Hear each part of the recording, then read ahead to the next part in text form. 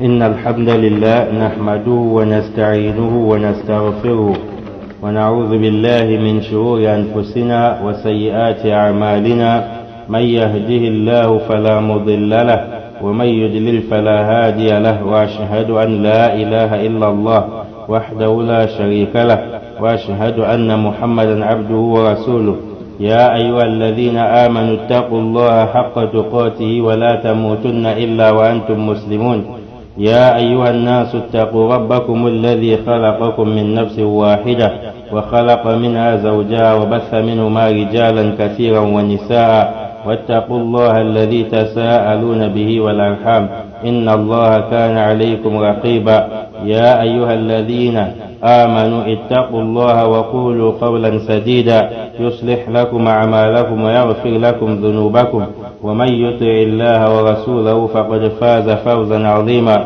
فإن أصدق الحديث كتاب الله، وخير الهدي هدي محمد صلى الله عليه وسلم، وشر الأمور محدثاتها، فإن كل محدثة أي في الدين بدعة، وكل بدعة ضلالة، وكل ضلالة في النار. إخوة الكرام، اعلموا أن التكفير من أخطر الأمور، فلذا جاء عن أبي ذر رضي الله عنه أنه سمع النبي صلى الله عليه وسلم يقول: لا يرمي رجل رجلا بالفسوق ولا يرميه بالكفر إلا ارتدت عليه إن لم يكن صاحبه كذلك.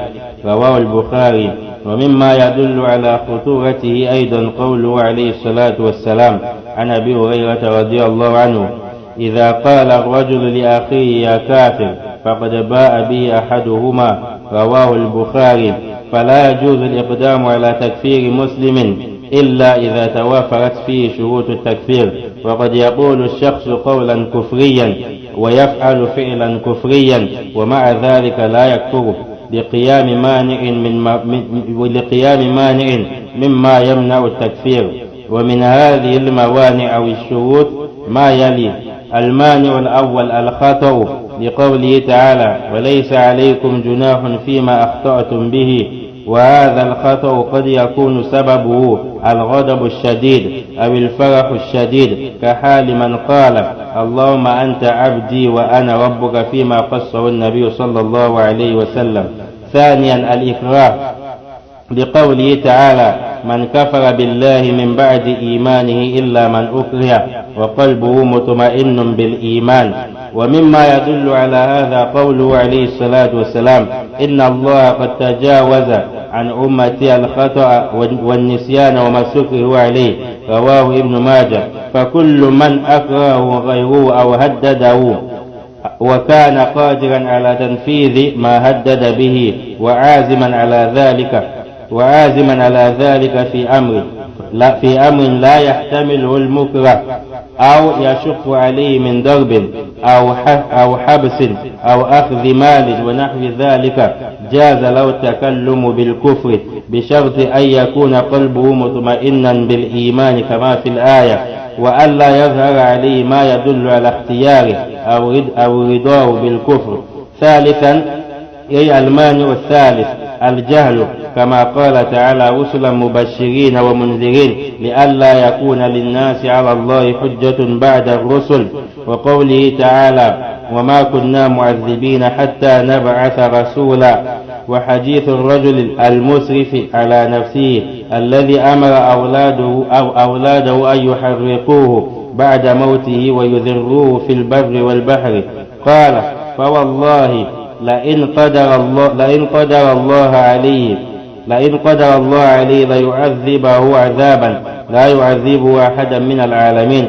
فأمر الله البحر فجمع ما فيه، وأمر البر فجمع ما فيه، ثم قال: لما فعلت؟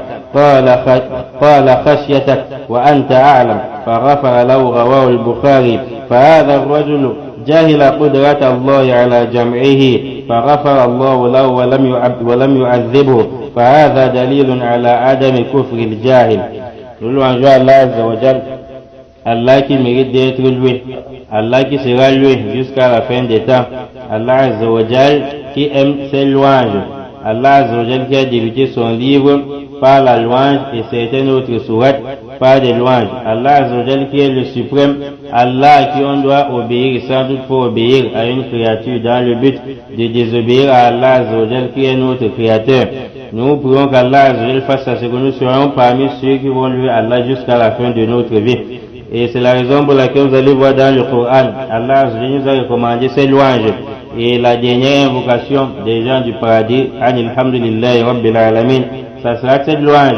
Nous louangeons Allah et témoignons qu'il n'y a point de divinité digne d'être adorée en dehors d'Allah et que Muhammad alayhi salatu wassalam est celui qu'Allah a envoyé vers les deux fardeaux parmi les djinns et les humains, de les sortir des ténèbres vers la lumière. Celui qui suit l'enseignement du prophète ne sera jamais égaré, il sera guidé. Et celui qui se détourne des enseignements du prophète, tu seras égaré et tu vas t'égarer croyant que tu es sur la bonne voie, croyant que tu es guidé alors qu'en réalité tu n'es pas guidé.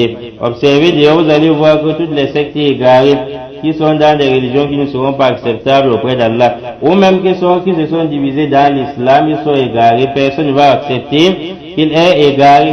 Le chrétien va dire que tous les musulmans iront en enfer. Le juif, la même chose. Le Tijani va dire qu'il est sur la bonne voie. Le chiite va dire qu'il est sur la bonne voie. Et ainsi de suite. Chacun, quand il s'égare, il va toujours dire qu'il est guidé. Nul ne s'égare en disant qu'il est égaré. Nous voulons qu'Allah Azzawajal nous mette sur la voie qui mène vers lui Azzawajal. C'est la raison pour laquelle nous continuons aujourd'hui avec le thème qu'on avait eu à prendre. Et on va mettre fin à cela aujourd'hui, Inch'Allah. C'est un hukm takfir, la sentence de celui qui traite un musulman de mécréant. C'est-à-dire qu'on peut poser un acte qui est l'acte de la mécréance. Ou bien on prononce une parole qui est la parole de mécréance. Mais le problème maintenant c'est est-ce qu'on va dire que celui-ci est mécréant? Quelqu'un peut poser un acte qui est l'acte de mécréance. Ou bien prononcer une parole qui est une parole de mécréance, comme par exemple celui qui dit la vie c'est entre les mains des gens. Quand il dit le monde si c'est entre les mains des gens, ça c'est une parole de mécréance. Est-ce que celui-ci on va maintenant l'appeler lui-même, sans généraliser, ça c'est à ta'yin. Est-ce qu'on va l'appeler en lui pointant qu'il est mécréant? Parce qu'on peut dire ceux qui disent que le monde c'est entre les mains des gens, de manière générale, ils sont des mécréants. Maintenant, s'il concerne la personne elle-même, une seule personne sans généraliser, est-ce qu'on va dire que celui-ci est un mécréant? Parce qu'ici il y a un grand danger. Malheur à toi si en pointant quelqu'un comme mécréant, tu n'as pas rempli les conditions pour l'appeler mécréant, c'est que ça va retourner contre toi. C'est la raison pour laquelle c'est venu dans l'un des hadiths d'Abu Abu Zar radiallahu anhu. Il dit, j'ai entendu le messager d'Allah dire, le musulman n'accuse pas son frère musulman de farce pervers ou de kafir sans que ça ne retourne sur l'un d'entre eux.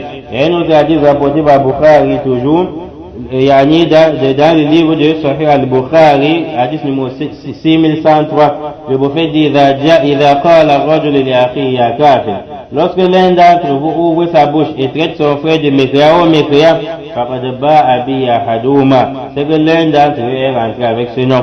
C'est donc dire que l'un d'entre vous va rentrer avec ce nom lorsque l'un des frères va prononcer ce mot kafir, c'est mécréant. Et dans le Musnad de Imam Ahmad rahimahullah, le prophète a complété en disant, si en disant à ton frère tu es kafir, tu es mécréant, en réalité il est mécréant, c'est que ça reste sur lui. Mais si en disant à ton frère tu es kafir, on vérifie les conditions, il n'a pas rempli les conditions, même s'il a prononcé une parole de mécréance, il n'a pas rempli les conditions pour être traité de mécréant, c'est que ça va aussi rentrer sur toi. C'est la raison pour laquelle à takfir, traiter les musulmans de mécréants, les savants disent cet acte on va le mettre entre les mains des savants. Un musulman ne doit pas s'aventurer parce que tu as appris le hadith. On a dit si tu fais telle chose, tu es mécréant. Comme tu as appris le hadith, tu te lèves. Quand on pose cet acte directement, tu pointes la personne qu'elle est mécréante. Comme par exemple, si quelqu'un dit que le pape était un homme saint, ça c'est une parole de mécréance, de coufre. Non, la personne qui dit cette parole, il n'y a point de doute que tu sors de l'islam. Mais la question maintenant c'est, est-ce qu'on peut l'appeler que toi, tu es kafir? Parce que le danger c'est dans la mesure où si tu dis, tu es kafir, ça veut dire que c'est permis qu'on le tue. Ça veut dire que c'est permis qu'on ne prie pas sur lui s'il meurt. Ça veut dire que c'est permis qu'on ne prie pas derrière lui s'il prie dans la mosquée. Voici le danger qui existe dans cette appellation. Raison pour laquelle les savants parmi lesquels Cheikh Fawzan, Hafizahullah, ils ont dit à takfir, le fait de traiter un frère de kafir, c'est-à-dire un frère dont la base c'est l'islam, de kafir, c'est une affaire très dangereuse Donc il faut laisser les savants parler dessus. Sinon, tu vois, faire l'effort d'appeler un musulman de kafir sans avoir rempli d'autres conditions. Mais les savants ont dit, il y a certaines choses qui empêchent à ce que le musulman qui a prononcé une parole de mécréance soit mécréant. Ici on parle des musulmans. Ne vois pas un chrétien, tu dis non, il peut être musulman, on ne sait jamais, on vérifie les conditions. Ici, on ne vérifie pas les conditions. Le chrétien est kafir. Le juif, il est kafir, aslan. Mais le problème, c'est le musulman qui est d'abord à la base, le musulman, et il faut le traiter de mécréant. Première chose qui empêche quelqu'un, qui empêche à ce qu'on appelle quelqu'un de mécréant, même s'il a posé l'acte de mécréance, c'est al-khata, c'est l'erreur. Al-khata ou l'erreur, parmi lesquels les savants disent, s'il y a un sujet islamique où la compréhension est cachée, il faut maintenant donner la compréhension aux gens. Un savant donne la compréhension. La parole qu'il a donnée comme compréhension, c'est la parole de mécréance. Il s'est trompé. Il a fait l'effort. Il n'y a pas un verset qui est venu dessus. Ce sont des choses cachées. On ne peut directement pas l'appeler yani de kafir. On ne peut pas directement l'appeler kafir parce qu'en faisant la fatwa, ou bien en apportant le dalil, il s'est trompé et il a fait l'erreur. Il s'est trompé, il a fait l'erreur. Raison pour laquelle Allah dit dans le Coran, وَلَيْسَ عَلَيْكُمْ جُنَاحٌ فِي مَا أَخْطَأْتُمْ بِهِ. Voici le dalil dans la sourate Al-Ahzab, verset 5. Allah dit, vous n'avez pas de péché sur ceux dont vous aviez plutôt commis une erreur. C'est donc si tu commets l'erreur dans un acte, tu penses que c'est ce que le prophète avait recommandé, c'est que ça ce n'est pas le couvre. On ne doit pas, c'est le couvre, mais on ne doit pas te traiter de mécréant. Par exemple, lors des prêches, l'imam dit, c'est Allah Azzawajal qui jure par n'importe quoi. Nous allons jurer, wallahi billahi tallahi. C'est Allah qui dit wal asr. Allah a juré wal asr par le temps dans le Coran. Allah a juré wal layli par la nuit dans le Coran. Mais dès quelqu'un sort, il pense que l'imam avait dit que comme ça existe dans le Coran, je peux aussi jurer par la nuit, je peux jurer par le temps. Si je dis que le dalil c'est dans le Coran. S'il sort maintenant, il dit wal layli, je jure par la nuit. Ou bien wal asri, je jure par le temps. Et ça ne va pas le traiter de mécréant. Parce que nous avions eu à voir précédemment que lorsque tu jures par un autre qu'Allah, ça peut être la petite ou la grande mécréance. Petite mécréance, si tu jures, sachant qu'Allah est très grand, Allah est là. Mais si tu jures par la nuit, dans ton cœur, la grandeur de la nuit est implantée, comme ceux qui jurent sur la tombe de leur papa, de leurs parents, s'il y a cette grandeur dans le cœur, ça c'est la grande mécréance. Donc quelqu'un qui écoute par exemple cette prêche, il pense que l'imam a plutôt dit comme c'est dans le Coran, je peux jurer par le temps. C'est lui, s'il prononce une parole de kufr, de mécréance, il a l'excuse de ne pas être appelé mécréant. Il y a d'abord al-khata ou l'erreur, que ce soit dans la compréhension ou autrement. Comme par exemple, le prophète nous a raconté l'histoire de celui qui peut peut-être avoir perdu sa chamelle dans le désert. Et ce chameau avait la nourriture, la provision. Le prophète raconte l'histoire d'un homme, il prend l'exemple, il dit, un homme qui est dans le désert, sa chamelle ou bien son chameau se perd. Et il y a la nourriture dessus, de l'eau dessus. Après, il ne sait pas par où commencer, parce que tu es dans le désert. Quand tu regardes devant, tu ne vois même pas où la route va se limiter. À droite, tu ne vois pas la limite de la route. À gauche, derrière, tu ne sais pas où commencer. Tu n'as même pas la boussole pour te diriger quelque part. Le prophète dit, pas maintenant auprès d'un arbre, il s'assoit là-bas. Quand il ouvre ses yeux, il voit que sa chamelle ou son chameau est à côté de lui, sa corde est attachée sur l'arbre. Étant trop fier, il dit Allahumma anta abdi wa ana rabbuk. Oh Allah, il remercie Allah en disant, oh Allah, tu es mon serviteur et je suis ton créateur, je suis ton Seigneur. Je vous fais nous faire comprendre qu'il a dit ceci à travers al-farah. Al-farah, c'est quoi? La fierté qui est excessive. Donc dans al-khata, les savants disent, il y a al-ghadab al-shadid, la colère intense et la fierté intense. Quelqu'un peut être très en colère, et sa colère maintenant, on le met au même pied d'égalité qu'un fou. Dans ce cas, s'il dit, il a divorcé sa femme, on ne va pas prendre cela en considération. Ou bien s'il est trop en colère, on dit Allah, il dit, ah, tu dis là-bas avec Allah. Peut-être vous l'avez dit, vous êtes toujours comme ça avec les versets. Ou bien, en réalité, là, on dit qu'il est là-bas avec Allah. Il ne s'est pas rendu compte. Tu ne vas pas dire, ça c'est une parole de mécréance. Mais tu ne vas pas l'appeler mécréant. Car si tu fais l'erreur de l'appeler mécréant, sans avoir vérifié cette condition, le prophète dit que tu vas rentrer avec, parce que la condition n'est pas valide sur lui. C'est toi maintenant qui seras mécréant lorsque tu n'as même pas posé l'acte de mécréance. Une deuxième chose qui empêche à ce qu'on appelle quelqu'un mécréant, ou bien qu'on doit vérifier avant d'appeler quelqu'un de mécréant, al-ikra, la contrainte. Est-ce que la personne a été contrainte ou contrainte? Allah dit dans le Coran, Man kafara billahi min ba'di imani. Allah dit celui qui devient mécréant après sa foi, c'est-à-dire que la mécréance est valide sur lui, les mécréants. Illa man ukriha wa qalbuhu mutma'innun bil iman. Sauf celui qui est tombé dans la mécréance, ukriha, il a été contraint, on l'a obligé de tomber dans la mécréance, wa qalbuhu mutma'innun bil iman, alors que son cœur demeure en pleine sérénité, yani son cœur est attaché sur la foi. Il n'avait pas l'intention, yani de prononcer cela. C'est la raison pour laquelle le prophète complète, il dit, Inna Allah tajawaz an ummati sayyid. Allah il a pardonné les péchés des gens de ma communauté sur trois choses. Premièrement, al-khata, c'est que tu fais par erreur, Allah t'a pardonné. Quand le prophète a dit comme ceci, il n'a pas fait l'exception. C'est-à-dire, même si la mécréance est prononcée ou posée comme acte par erreur, c'est que tu es pardonné auprès d'Allah. Et l'oubli. Celui qui a été contraint, t'a contraint de faire quelque chose, on t'a obligé, c'est que l'acte en question, la sentence ne va pas tomber sur ta tête. Et toute personne qu'on a contraint, il y a des droits aussi. C'est pas que tu restes comme ça, tu dis, ma femme m'avait obligé de tomber dans la mécréance. Ou bien tu dis, ta femme t'avait obligé de t'accoupler avec elle en pleine journée du mois de Ramadan. Là, les savants disent, celui qui t'a contraint, tu sais qu'il est décisif pour te tuer, pour arracher ton bien, pour tuer ta fille. Tu sais qu'il est décisif et il peut le faire. Dans ce cas, cette contrainte est valide, tu tombes dans la mécréance, il n'y a aucun problème.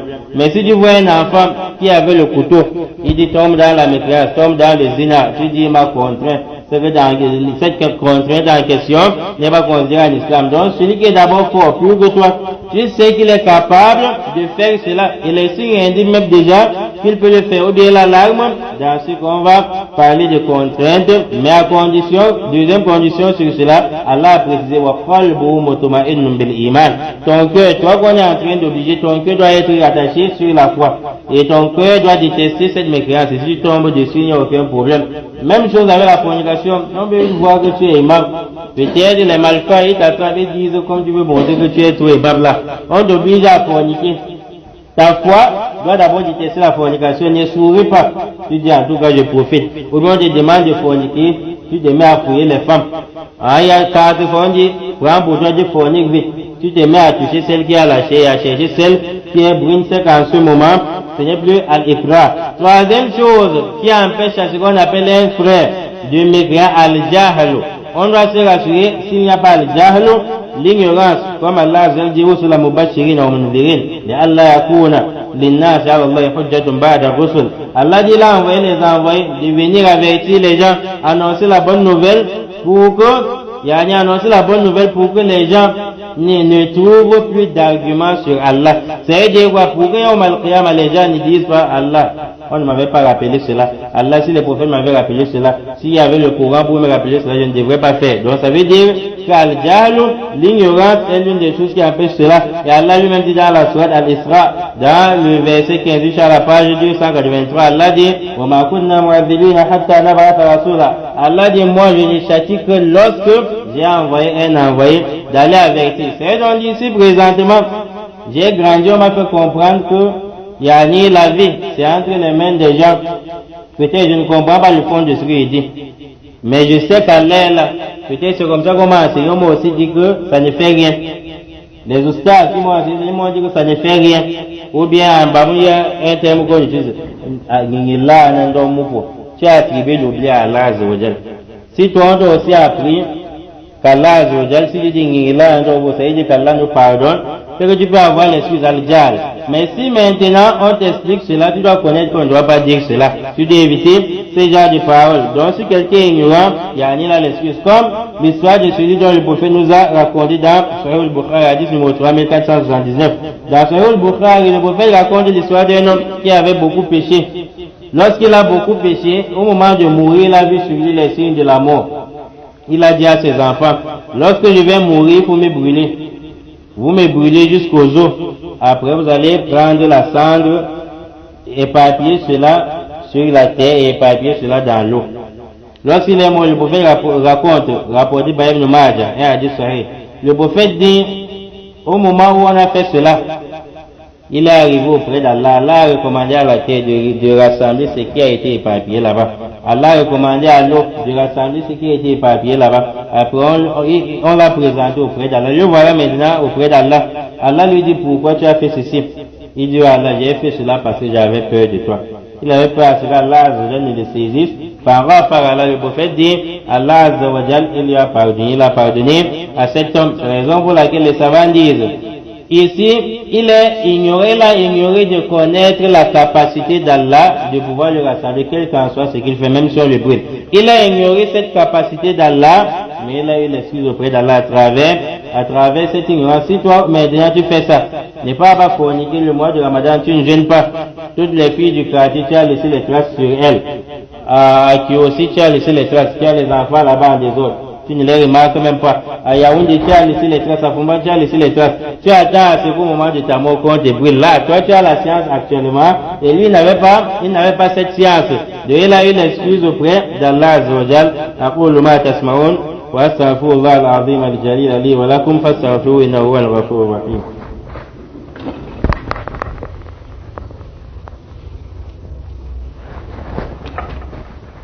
الحمد لله رب العالمين ولا عقبة للمتقين ولا عدوان إلا على الظالمين والصلاة والسلام على نبينا محمد وعلى آله وأصحابه أجمعين وبعد. Après avoir étudié ce qu'on appelle grande mécréance et petite mécréance et comment est-ce qu'on peut traiter un individu de mécréance si les conditions sont remplies, les savants rajoutent souvent une autre condition mais qui entre dans la généralité de ce qu'on a déjà cité à l'Qasd. Il faut aussi vérifier si la personne a eu l'intention de faire cela. Quelqu'un peut avoir prononcé une parole de mécréance. Comme par exemple, ça nous arrive même lors de la khutbah ou bien des prêches. Quelqu'un vient ici et dit, je témoigne qu'il n'y a point de divinité digne d'être adoré en dehors de Muhammad et qu'Allah soit son messager. Comme le monde est ce qu'on a aujourd'hui, il y a des gens qui captent ceci, disent, oh, tu ne vois pas, et ils commencent à publier. Il faut voir le Qasd. S'il a vraiment pris l'initiative, l'intention de dire cela, et ça revient toujours à l'erreur. Donc si la personne n'a pas fait cela intentionnellement, et n'a pas pris l'initiative de faire cela, on ne va pas le traiter de mécréant. Et malheur à toi, si tu traites quelqu'un de mécréant, ça va tomber sur ta tête, tu vas mourir, un nouveau mécréant sera mort, on ne sait pas que tu es mécréant, alors que tu es mort étant mécréant lorsqu'on ne t'a pas vu pratiquer les actes de mécréance, ni les paroles de mécréance, tout simplement parce que tu as traité quelqu'un de mécréant. Et Cheikh Salih Al-Fawzan, Hafizahullah, il dit, comme le prophète dit, si tu traites quelqu'un de mécréant, et que ce ne soit pas vrai, c'est toi maintenant qui es mécréant. Cheikh Fawzan dit, suite aux paroles des savants, ils disent, tu es plutôt mécréant, petite mécréance. Cheikh Fawzan dit, comme le prophète a dit mécréant, qu'on n'a pas dans les détails, que c'est la grande ou la petite mécréance, qu'on laisse comme ça, pour que ça fasse peur à ceux qui vont se précipiter à traiter les uns de mécréants. Et sur ce, nous tenons aussi à rappeler les gens, également, en ce qui concerne ces 10 premiers jours de Dhul-Hijjah. Nous devons connaître qu'on doit faire l'effort dans de bonnes œuvres, parce que les journées de ces 10 premiers jours de Dhul-Hijjah sont meilleures que les journées de Ramadan et les journées de tout autre jour durant l'année. Pour multiplier des efforts dans la lecture coranique et dans la bienfaisance. Il est bien vrai que le prophète n'a pas jeûné 10 premiers jours ou 9 premiers jours. Mais quand le prophète a recommandé de multiplier les biens lors de ces 10 premiers jours, les savants ont dit, parmi les biens, il y a le jeûne. Par conséquent, chacun peut jeûner s'il veut. Tu peux faire l'effort de jeûner à partir du premier jour jusqu'au 9e, mais le 9e jour, c'est le jour de Arafat, qui est la veille de la fête. On ne jeûne pas le jour de la fête. Et si tu es parmi ceux qui iront faire le pèlerinage, il ne faut pas jeûner le jour de Arafat. Car le prophète a dit le jeûne du jour de Arafat, c'est-à-dire à la veille de la fête, ça fait à ce qu'on te pardonne les péchés passés et les péchés futurs. Mais celui qui a fait le Hajj, il ne va pas faire cela. Pourquoi? Parce que seulement son Hajj, si c'est authentique, il aura une récompense qui dépasse pour toi, qui sera le paradis. Et il va rentrer comme le jour où il est venu dans ce monde, il n'aura aucun péché. Et lorsqu'il va jeûner, étant en train de monter sur Arafat, en train de faire le pèlerinage, ça va l'affaiblir, ça va l'empêcher de faire les recommandations d'Allah comme il le faut. Il faut multiplier la lecture coranique, les askars, et subhanallah, alhamdulillah, wa la ilaha illallah, wallahu akbar. Les istighfar, il faut aussi multiplier beaucoup d'autres bonnes œuvres, parmi lesquelles la sadaqa. Il faut multiplier beaucoup de sadaqa, si possible nourrir les jeûneurs pendant ces 10 premiers jours, bien en particulier pendant les 9 premier jour, parce que le 10e jour sera le jour de la fête, et on ne jeûne pas le jour de la fête. On ne jeûne pas le jour de la fête, ni les 3 jours qui vont venir après cette fête. Mais un petit rappel qu'on aimerait donner à certains pèlerins, comme le pèlerinage n'a pas encore commencé, il faut avoir l'ikhlas et éviter la bida, parce qu'aujourd'hui notre pèlerinage ne ressemble pas au pèlerinage du prophète alayhi salatu wassalam. Si on ressuscite le prophète maintenant, ça sera comme si on a envoyé 10 autres envoyés après lui, alors qu'en réalité il est le dernier. Il y a les gens, lorsqu'ils veulent aller faire le pèlerinage, beaucoup de bida. La prière, c'est la bida. Le jeûne, la bida. La zakat, la bida. Tout chez nous maintenant, c'est la bida. La prière, alors, mais il n'avait tout. Et celui qui prie en tenant le chapelet, l'autre va prier en mettant sa tête sur un caillou. Tout maintenant chez nous, c'est la bida. Même le jeûne du mois de Ramadan, tout c'est la bida. Regardez le pèlerinage. C'est la bida jusqu'à ce que les gens font même des uniformes. Quel était l'uniforme du prophète alayhi salatu wassalam? L'uniforme de Ali, l'uniforme de Othman, radiyallahu anhu majma'in. Le prophète, lorsqu'il voulait aller faire le pèlerinage, il ne faisait pas le riya. C'est-à-dire qu'Allah dit, walillahi ala an-nasi hijjul bayti man istata'a ilayhi sabila. Allah dit, le pèlerinage doit être effectué uniquement à Allah. Et walillahi qui vient en première position, dans le verset veut dire uniquement à Allah Azzawajal. C'est un peu pour toi si ton hajj, il y a le riya dedans. Le prophète ne faisait pas le riya, il ne se vantait pas. Lorsqu'il voulait aller effectuer le pèlerinage, il a fait à ce qu'on informe les gens. Pas pour qu'on sache qu'il y aura un futur à l'âge dans la famille, mais plutôt pour que les gens viennent apprendre comment faire le pèlerinage. Il y a des gens qui font le ziyara, qui partent demander la route aux morts. Et celui-ci sort de l'islam avant même d'effectuer le pèlerinage. Il devient kafir avant d'effectuer le pèlerinage. Et ceux qui vont faire des doigts par-ci par-là, ne savez-vous pas que le pèlerinage, ça a la même sentence avec la prière, le jeûne, la zakat, dans la mesure où ils sont tous des piliers, et tu peux faire le ziyara. Tu vas faire le doigt au mort avant d'aller faire le pèlerinage. Tout ça, c'est la bida.